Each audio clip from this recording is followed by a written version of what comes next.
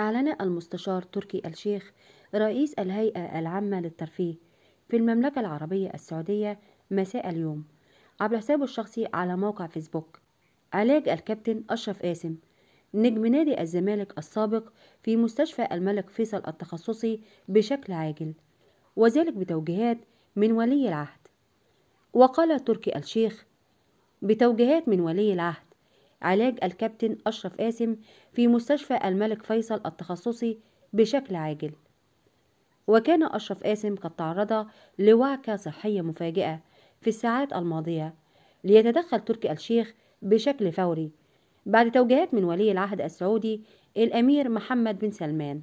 ويعد أشرف قاسم أفضل المتابعين في تاريخ نادي الزمالك، حيث أنه كان يشتهر بلقب برنس الكرة المصرية. وخضع أشرف قاسم إلى عملية جراحية بتغيير مفصلين في الركبتين، بعدما شهدت الفترة الماضية معاناته من عدة مشاكل في مفصل الركبتين من الدرجة الرابعة أفقدته كل أربطة الركبة.